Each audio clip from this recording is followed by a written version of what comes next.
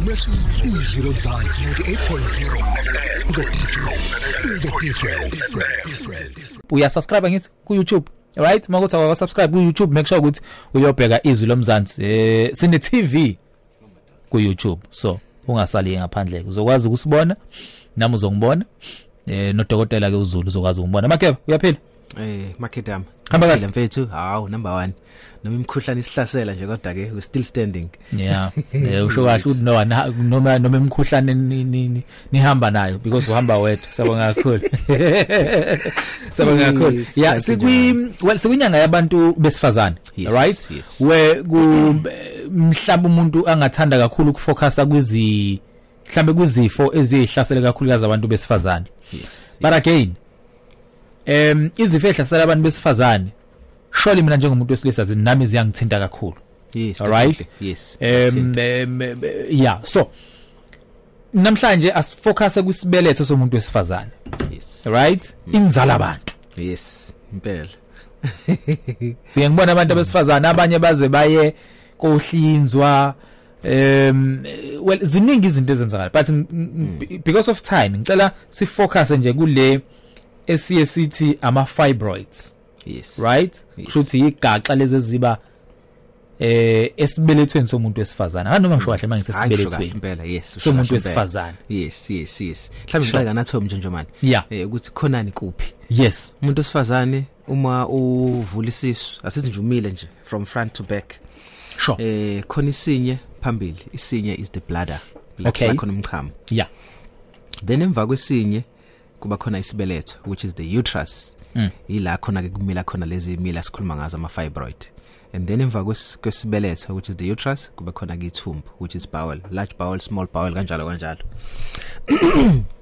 So ke yes is thina siku uterus kufana ngaphandle khona imbobo yokuchama front urethra kuzoba khona vagina kuzoba khona anus ngemuva nangaphakathi kum in that order. Oh okay. Yes, yeah. So ke isibeletho umuntu osifana kuphela onesibeletho umuntu esilisa kanasi isibeletho. Yeah. So ke lesimila ke sishoyo isona sithi ama fibroids. So basically I muscle yesibeletho yenza iyakhula ibe yigaxa.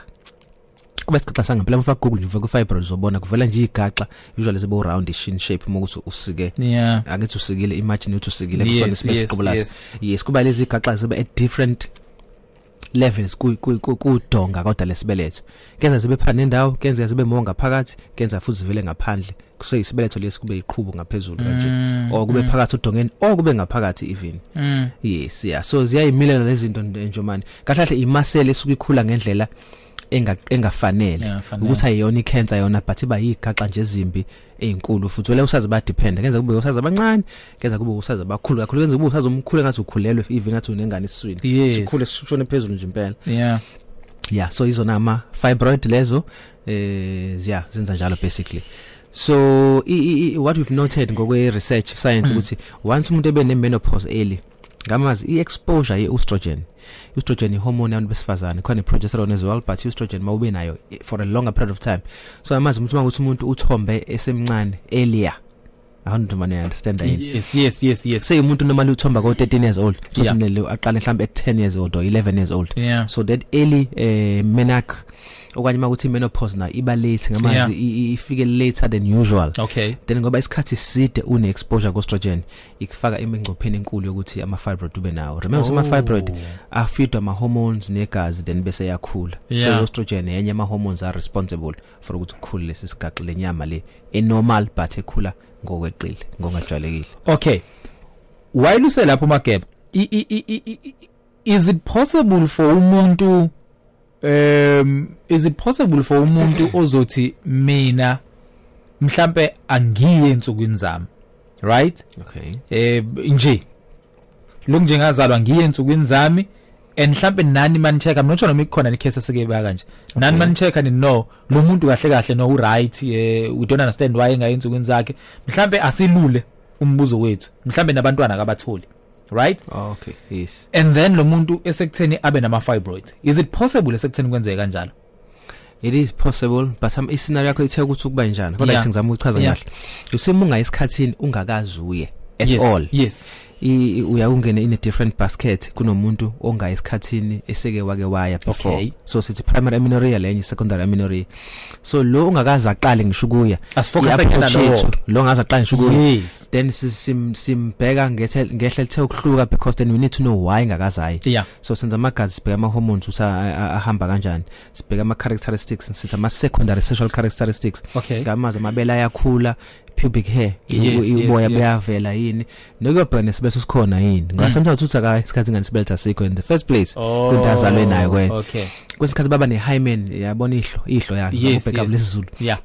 Ama hymen awafani khona ihlo kwesikhathi uthi livale completely. Vagina ibangithanda ukuthi anatomy kanjani. So makuthi ihlo livale completely then iyayivulwe e-theater surgically just ukuthi kwazi ukuphuma ama period. So thothi umuntu kahle yonke iqondile kahle but ama period awaphumi because kuvele kuvimbekile la esanti. So iya protect ukuhlwa kancane makuthi awukazi usemncane then lo osene secondary amenorrhea unga isikhathini for the second time. So ama fibroid nje manje aje ukuhlupha kakhulu ngokuthi wophe kakhulu kunokuthi unga isikhathini. Nothi ungeke kwenze unga isikhathini unawo but the usual uphawu livelayo kanye impawu enye yazo kuya kuba ukopha ngokweqile. Thothi wopha ngesikhathi ngokweqile uphinde wophe ngaphezulu before kufike i-period landelayo. Kodwa vele kuba free nje waya nje uvela wophe ensuku zonke nje. So yona complaint ejwayelekile leyo. In addition to that, so ku unlikely kungenzeka kona ukuthi afike enga isikhathini then ngizama ukubuza ukuthi yes but konke possible.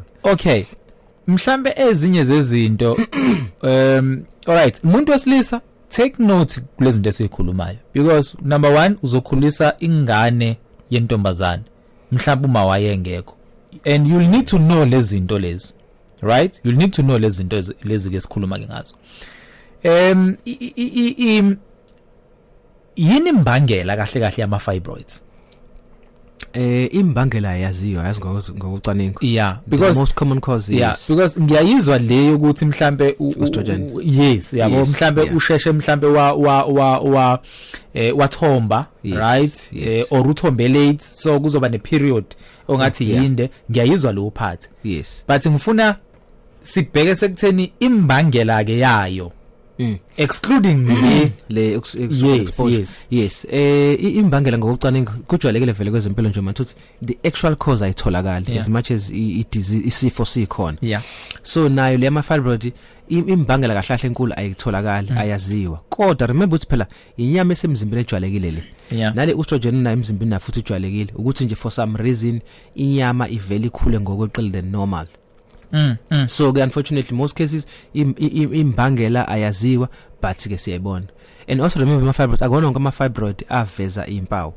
Abantu uthi umuntu unama fibroid naye akazi ngisho ukwazi uzama fibroid. Thoza kwesikhathi umuntu uyobelethwe kwenza isiza for a different reason. Uma ehlinzwa kuthola ukuthi uvele unama fibroid vele kodwa bengamphazamisa ngalutho. Because akhona baba nawo but angabi na impawu futhi. So thoza ku menopause umuntu wengazi ukuthi ama fibroid bengamhluphi. But abanye ke kwenza ke impawu zivele. Kodwa nje the actual cause most of the cases the cause has not been identified. Ukuthi yini but we just manage them kodwa ke. Kodwa I family history ufuzo kujwayelekile nayo I menopause ilo early menarche or late menopause kwama risk factors esiwajwayele ukuthi akufake engcupheni enkulu ukuthi ube nama fibroid. Alright. Umuntu enama fibroids mangana namathuba sekutheni angabathola abantwana. Avela ngendlela ezihlukene fibroid impawu zakhona enye yazo kuyaba ukuthi umuntu angakwazi ukuthola abantwana.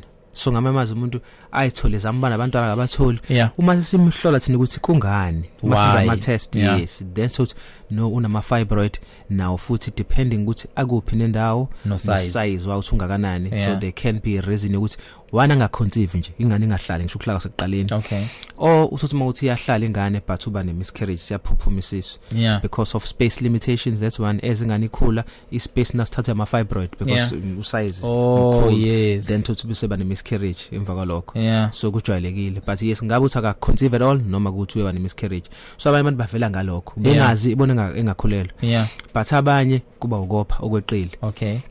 Then masenza ultrasound iscan enye ama test esiwenzayo uma ukuthi umuntu uvela lezi impawu zakagayini ultrasound. Ultrasound amafutha. That's one way.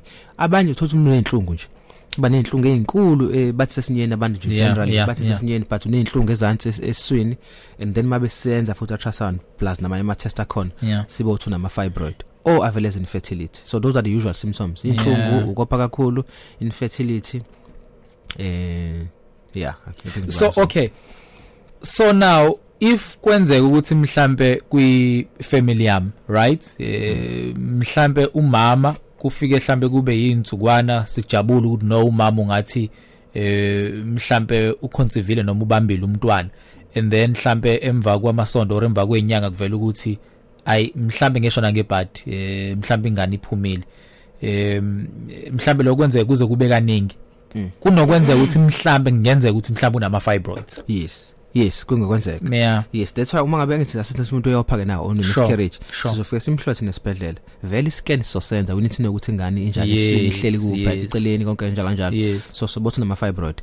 So what we do sizo treat leso sikhathi now uma kuthi usene miscarriage already senzekile la ifana hamba yo clean na short ngokuthi iphumile but then we can plan for a pregnancy elandelayo.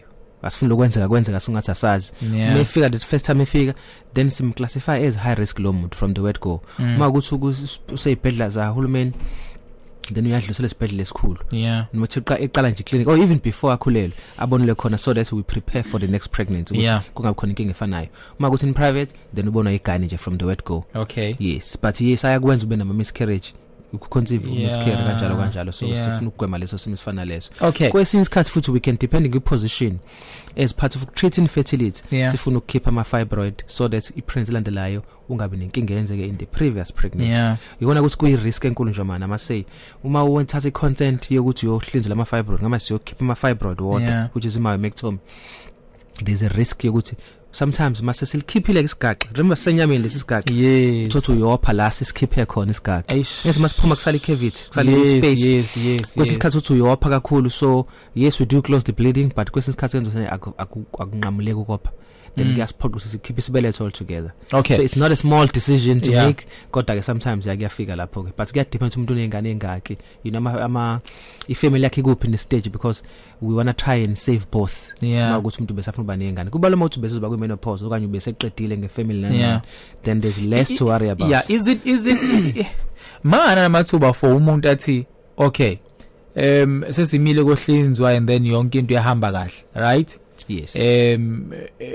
But then after lapho angabe saconceive imakube uhlinza ama fibroid now. Yes no then but remember na ngithi letha uma usinekinga infertility yongakwathi abantwana we need to check ukuthi inimbangela ungaba nembangela eyodwa ungaba na more than one.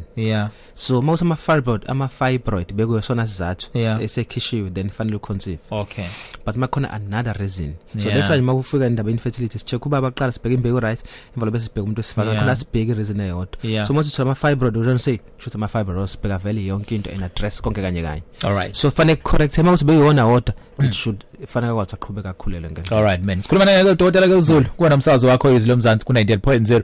Khumbula ke umsakazo Izwi loMzansi nana app yethu Izwi 98 FM kanjalo ke na ku YouTube. In fact le interview yethu uzokwazi ukuyithola ke ku YouTube ku TV yethu on YouTube Izwi loMzansi.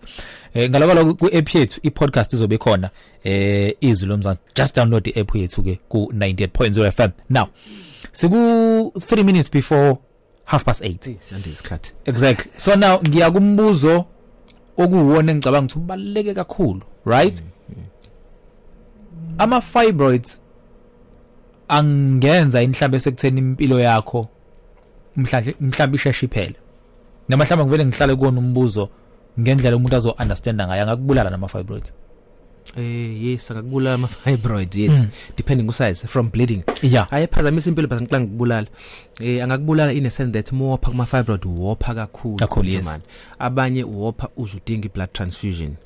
Now depending ukuthi wopha ukuphi nokuthi isivilini sokopha singakanani yes you can die from anemia more opha kakhulu lehle igazi yes so ayingozi kakhulu so mase treat siyasho ukuthi igazi lakho alilahleka kakhulu that's why sineza amaphilisi egazi to ukuthi umzimba lithi lahleka but kwakheke more libe lakheka. Yes.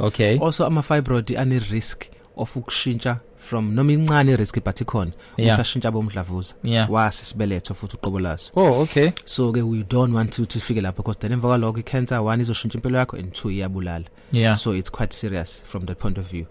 Enye indlela ashintsha ngayo impilo ama fibroids depending ku size afaka ingcindezi pressure symptoms. Remember ngithe parents khona isinye front if efaka ingcindezi esinyeni ngaphambili uhlusha umchamo njalo uyaphunyuka nje khona inkinga ngokuchama and infection iyahlupha lapho. Also mayifaka ingcindezi ngemuva na kwesibeletho khona ithumbu lapho. You can have constipation. Uzama izinto zokunqamula constipation but ayisizi because it's fibroid pressure ithumbu ngemuva. So pressure symptoms ayahlupha both the front and also a back as well. So nako lokho kuyakuphazamisa indlela umuntu asuke ephila ngayo. And also once unama fibroid we have to check imlomo sibeletho. We always do a pap smear to make sure ukuthi akho futhi ushintsho lukhona kumlomo sibeletho oluhambisana uyabona nama fibroids because umuntu can have more than one disease ngesikhathi. Yes kubalekile zona for ama tests esiwenzayo. Okay. Yes but serious kakhulu nje ama fibroids pain is very severe and distressing. Inhlungu zama fibroids ziba severe kakhulu singakuphazamisa nje nawe your quality of life even emsebenzini uphazamisa because inhlungu ziba phezulu kakhulu ehambisana nama fibroid. Yes. Okay. Angaphinda abuye after yes unfortunately yes remember nje manje inyama lejwalekile so yes angaphinda khulu ungayikhipha yaphinda khulu yenze nawe baningi by the way awuzube nelot kenze ungaba nelot likhulu but ungenza ube namaningi engathi ubhegugula uzoyibona ithombe so ungakhipha mhlawumbe amakhulu lawa abutha wona hlupha kakhulu asala manje asukuthi ungazokhipha isibeletho sonke but amanye angakhula lapho o lawa asuke khona can also grow nawo abe makhulu ngo size because impilo suqhubeka usuke usenayo emzimbeni angithi menopause akafiki. So unfortunately yes kuyenzeka akhule noma kuvela amasha. All right, is there anything I can do to prevent indaba yema fibroids? No, unfortunately no. There's nothing. Medication ingakusiza ukwehlisa usize unciphisa yes but not ukuthi angabi khona awukwazi ku beyond control yomuntu. All right, siyabonga kakhulu Mageb. Khumbula abantu umuntu engahamba yokwenza ke i-pap smear fanele uyenze njalo ngonyaka ngithi very important. This one say but it's up to 3 years at most. Kodwa nje ibaleke kakhulu nayo yes in addition to other things. Yes my normal then again we can make isikhathi sibe sijalo. But me abnormal siyasigade eduze vele. All right, no kulungile Mageb sibonge kakhulu. Next week sizobheka kakhulu kazi kolunye kudaba. Ngingathanda kakhulu futhi sifocus kuyona indaba yomuntu oncishelwa igazi emzimbeni because I think somehow iyalinka kule esikhuluma ngayo yes and inayibaleke kakhulu. All right, sure kulungile Mageba sibonge kakhulu. Sikuthola kanjani? Thank you Jaman. Sikamasho kasika wazi mina eTolo oka Vincent eTolo. Inamba yocingo 0738491199 0738491199. All right, Mageba umkhulu kulungile siyabonga. Thank you Makeda. All right, uyena ke uDokotela ke uZulu kubona umsakazo ke wakho izwi lomzansi ku 98.0 FM ohlelweni lakho ke imbizo once again kwi YouTube channel yethu uzokwazi ukuyithola ke lengxoxo lena ngaloko ku app yomsakazo izwi 98 FM sobeke futhi ke sikhona siyabonga kakhulu izwi lomzansi 98.0 the difference